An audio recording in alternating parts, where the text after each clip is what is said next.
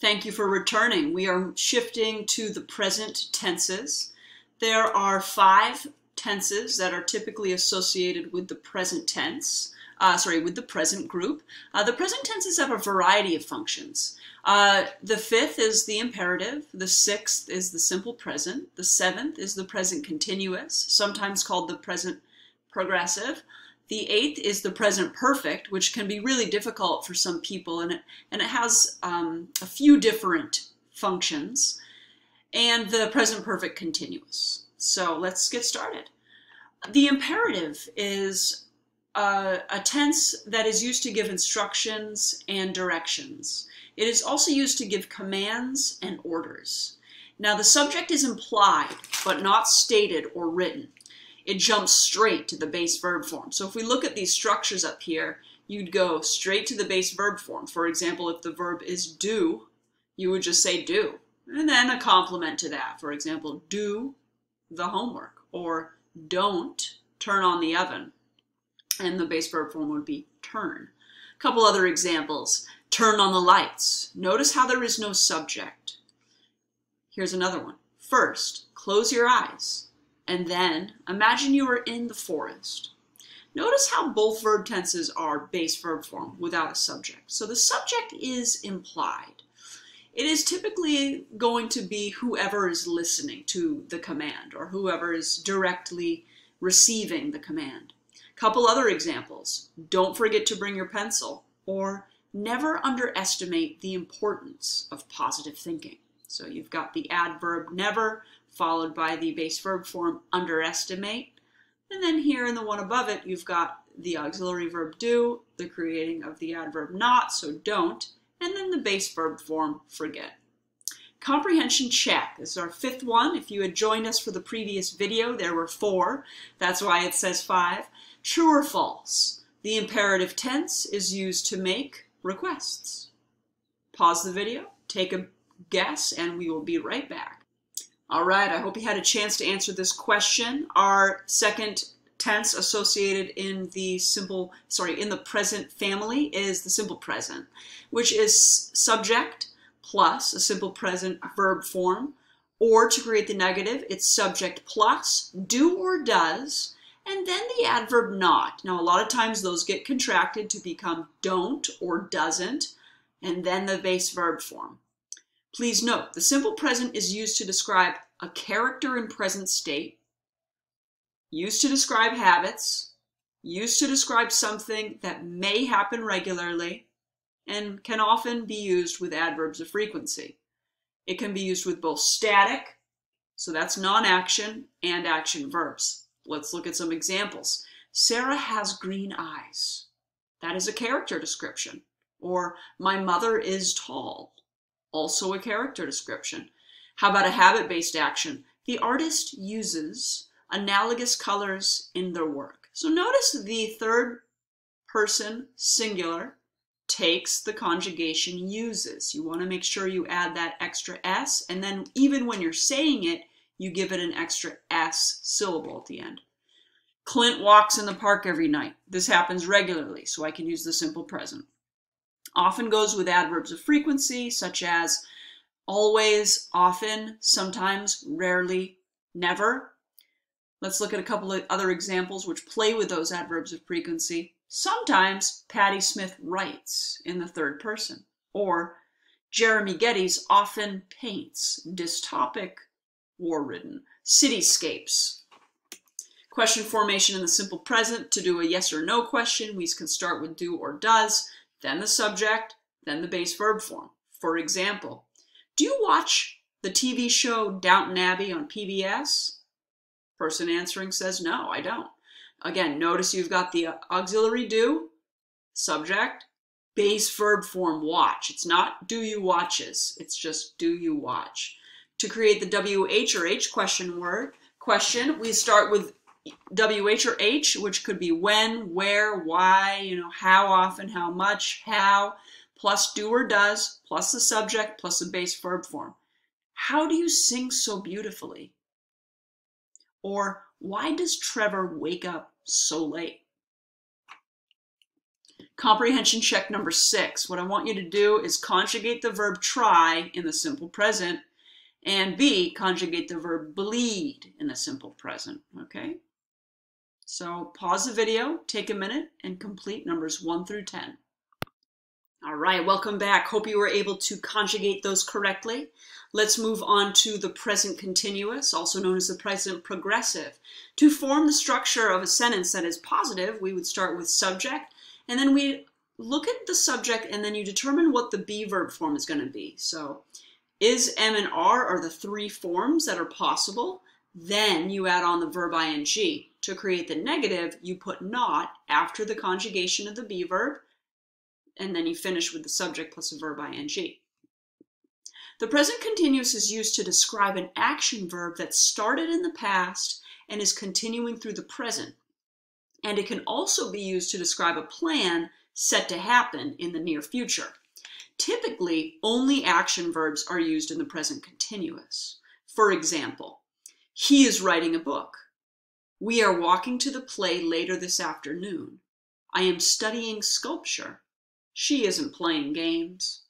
So all of those, writing, walking, studying, playing, they're all action verbs. Let's look at some more examples. We are discussing the poetry of Etheridge Knight. Or Sylvia is working on a new movie. So just note that the subject and the verb contract. So we are, or she isn't, or she's not, you could also say. Question formation in the present continuous. For a yes or no question, it's going to be am, are, or is. So I am, you are, he, she, it is, we are, or they are. Then you've got the subject plus verb ing. For example, is Michael Jordan coaching basketball? Answer, yes, he is. To create the WH or H question, we'd start with the WH or H question word, followed by the appropriate form of the be verb, then the subject, then the verb ing. For example, how are you doing? Someone may say, I am doing really well, thank you. Or, when are we getting together again?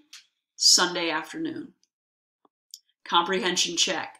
Please use the present continuous verb form to conjugate this sentence. Pause the video, write your answer, and we'll be right back. All right, now this next tense is one that a lot of people struggle to understand. It has basically 3 different powers connected with it. It is called the present perfect. And you can see that it starts with the subject plus have or has, and then the past participle. Again, that is the 3rd form of the verb. To create the negative, you put not or never between have or has and the past participle. So let's break it down. So we use the present perfect to share experiences that happened in the past which may relate to the present. We also use it to describe something in the past that happened at an unknown time, except with for plus a quantity of time, since plus the date something started, yet, before, or lately. The verb described may or may not be complete. The completion of the action depends on the context. Okay, so that's the information around the use of the verb and the verb's meaning. Let's look at some examples. I have worked in the restaurant industry. Notice the focus here is not on when the speaker worked in the restaurant industry. The focus is on how the speaker has experience working in the restaurant industry. Okay, so that would be they're sharing their experiences about something that happened in the past. It may relate to, maybe they're at a job interview and they're discussing their experience with working in the restaurant industry, or they're talking with a friend who's also a waiter or a waitress. Second example, she has taught chemistry since 2008. Please note, this is important. Because the phrase since 2008 is used, she is still teaching chemistry. She started in 2008. And if I'm speaking it, a lot of times the speaker will contract the subject with the auxiliary has, so it would sound like she's taught, okay, or he's taught, right? A lot of times you wouldn't enunciate "she has taught" as you're speaking because you become more fluid. And then the third example is, I haven't lost at pool yet. Okay, so I mentioned yet up here. Please note, the speaker is using yet. Now here it's part of an adverbial phrase that means losing at pool is something that did not occur once in the past, nor has it occurred now. Okay, so we use yet as part of an adverbial expression affecting the time in which this may or may not have happened. I haven't lost at pool yet, or I haven't been to Japan yet, or I haven't discussed the movie yet, but I'd like to. Question formation. For a yes or no question, you've got have or has plus the subject and then the past participle, and then your punctuation mark the question. Has Jim been to Moscow? Yes, he has. Or a WH or H question plus have or has and then the subject, the past participle. Why have you chosen B for an answer? Short answer, because I have considered the line of reasoning to be correct. Comprehension check number 8. Please conjugate the following sentences into the present perfect. Pause the video, take a minute, and we'll be right back. All right, welcome back. As we journey into our final verb tense associated with the present tenses, it is called the present perfect continuous, aka present perfect progressive. Looks like this. Subject plus have or has plus been. Now the British would pronounce it been, and then the verb ing. To create the negative, subject plus have or has plus not plus been plus verb ing.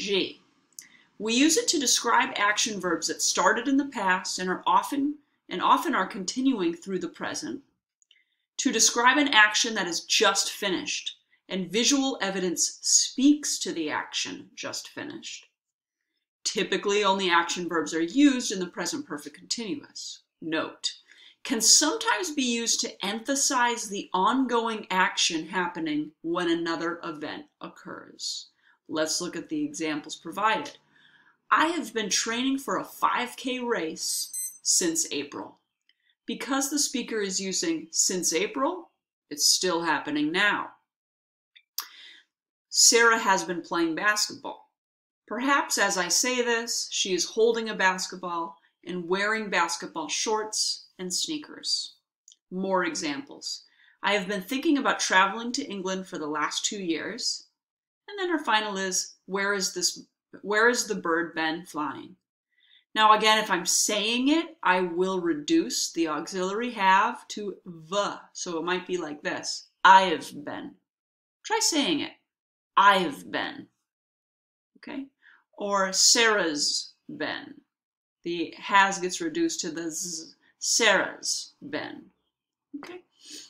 Question formation in the present perfect continuous. For a yes or no question, we've got have or has plus subject plus been plus verb ing. Question mark. Example. Has Lynn been considering tearing down the kitchen cupboards? Yes, she has. In our second structure, starting with a WH or an H question word, followed by have or has, then the subject, then been, and a verb ing. Example. Where have you been studying industrial design? Short answer, in San Francisco. And again, as I was saying it, I reduced the auxiliary have to just a short v sound. Try saying it with me. Where have you? Where have you? Where have you been studying? Excellent. All right, this is our next comprehension check. Which tense below is the present perfect? Is it A, I live in Jakarta? B, I am staying with my friend in Mexico next week? C, I have been studying English for 3 years? Or D, what programs have you learned? Take a minute, pause the video, and that will conclude our present tenses. So our next group will be the 5 future tenses associated with the future. If you have any questions, jot them down. You can also write them in the comments, and I will get to them as soon as possible. Thank you very much. Stay tuned.